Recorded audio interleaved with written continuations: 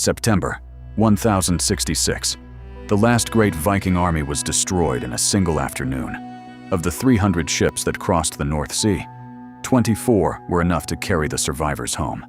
3 weeks later, England fell. Not to an Englishman. To the great-great-grandson of a Viking named Rollo. The age was over, but it had already changed everything. This is the list of the men who built it.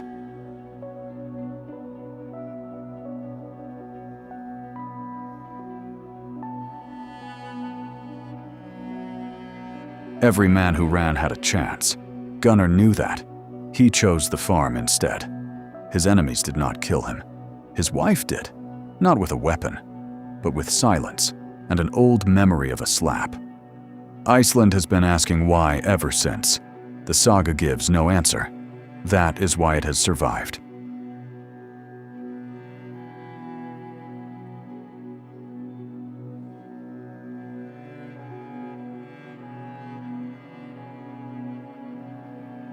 After Ragnar, she did not grieve. She ruled. She came when she chose, fought because it was right, and left before anyone could offer her a reward. Saxo wrote her down around 1200, not as a wife, as herself.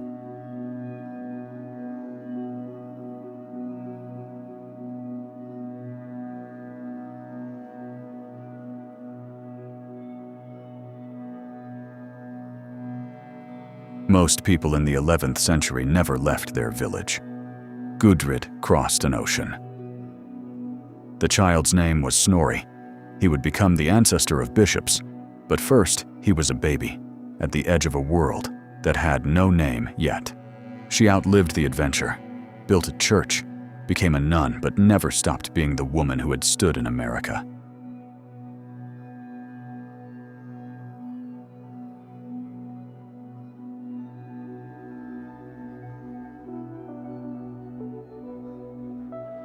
He was not the strategist. He was not the one the sagas remembered longest. He was the one who showed up every time and fought. He could have waited them out. He attacked at dawn instead. The Raven banner fell with him. The Danelaw his brothers built outlasted all three of them. Ubbi paid for it at the end of a field in Devon.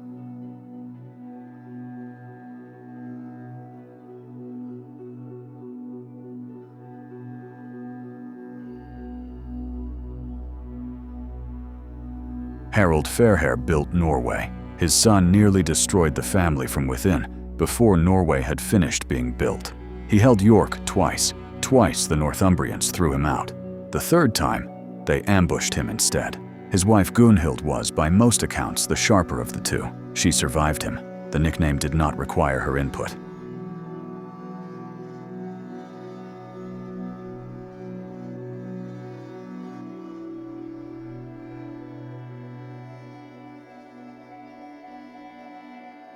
While Ivar planned and the sagas remembered Ragnar, Halfdan fought a decade of grinding campaigns across a country that didn't want to become Danish. It was not a raid, it was a settlement. England changed permanently the moment Danish families started farming English soil. He died in Ireland the following year, fighting for someone else's throne. The Danelaw grew without him.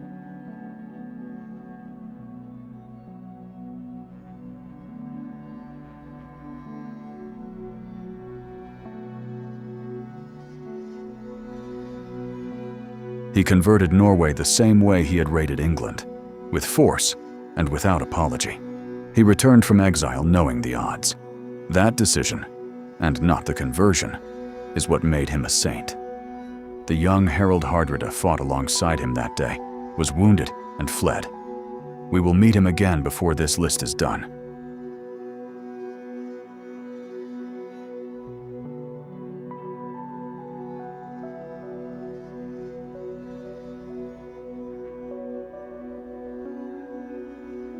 The slave who became a king in 5 years and then vanished at sea is not a story. It is a legend that refused to close.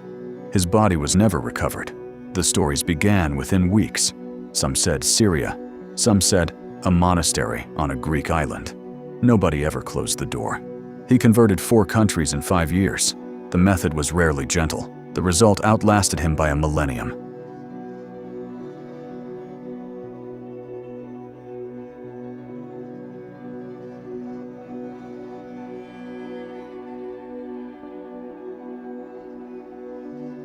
Norway expelled him.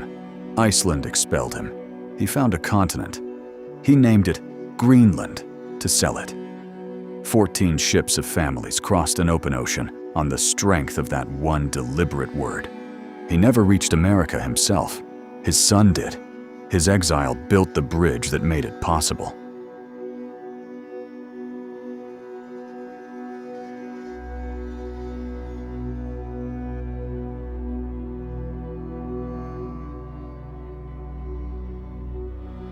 He followed a second-hand report into an unknown ocean. He found what no European had ever seen. He called it Vinland, built a camp, spent a winter, then went home. No flags, no conquest, just the quiet fact of having been there. The soil kept the proof for 1,000 years. When it was finally opened, the answer was exactly what the sagas had said.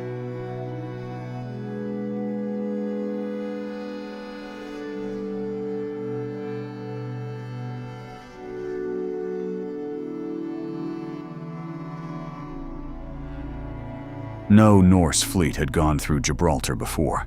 What they accomplished was not exploration and not a raid. It was something without a name. He entered a city as a dead man and seized it alive. When told it was not Rome, he kept raiding. The monk's name is not recorded. He lost 40 ships fighting home through the Moorish blockade. He accepted the arithmetic and brought the rest back. Some men are not stopped by numbers.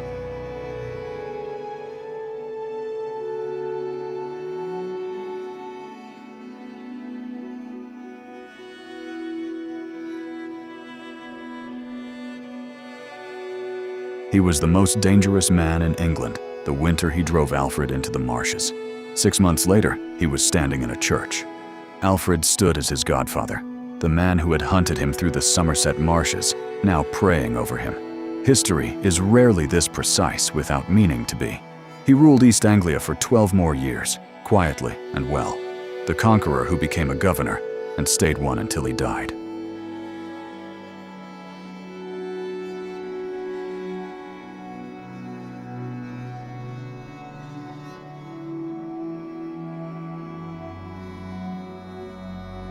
He was 10 years old when he inherited a small kingdom. He spent the next 20 years making it the only kingdom in Norway. He kept his word. That is rarer than it sounds in any century. The men who refused to submit sailed west and built Iceland. He unified Norway. They built a new world with the piece of it they took when they left.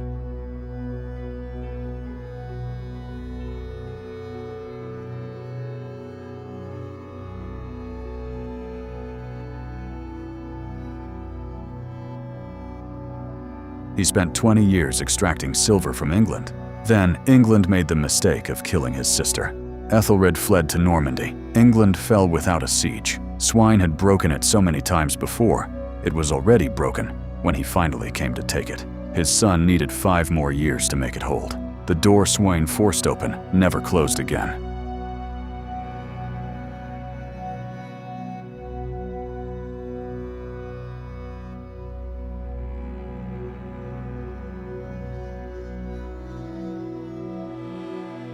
The French drove him off the Seine for 30 years. Then they stopped driving and offered him the Seine instead. He accepted the land, the baptism, the title. He then defended France from the Vikings who came after, because he was one and knew exactly what they wanted. The land Charles the Simple gave away in 911 produced the army that conquered England in 1066. France bought peace. England paid for it.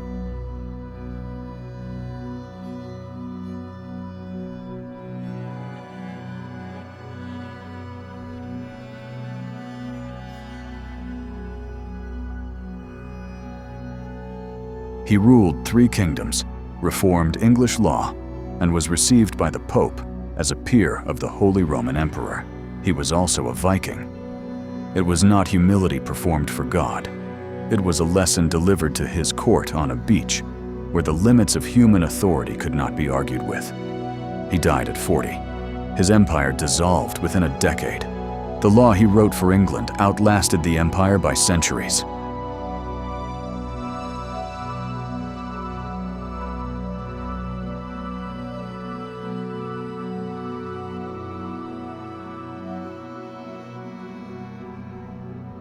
The most dangerous man in the great heathen army could not stand. He was carried on a shield. From that shield, he commanded everything. Whether the blood eagle was ritual or rumor is still argued. What is not in question is what every English king understood after hearing what happened to Aella. He founded a dynasty in Dublin that outlasted everything else the Ragnarssons built. His bones were never found. In a way, that seems right.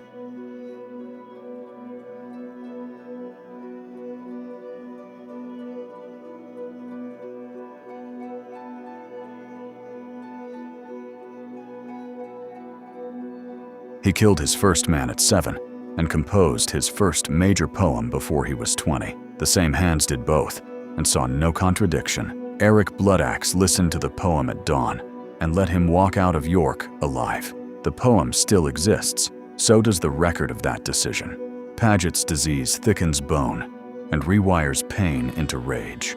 Egil carried both for 90 years. He died in Iceland. The poems survived him.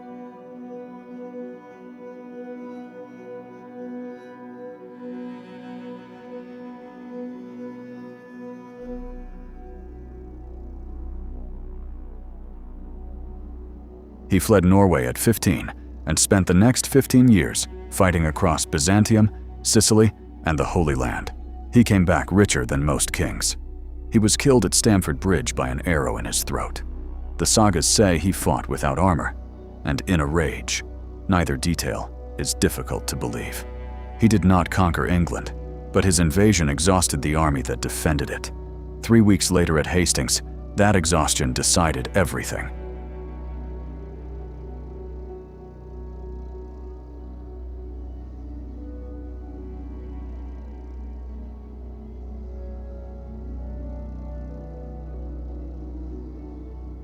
The sources agree on the raids.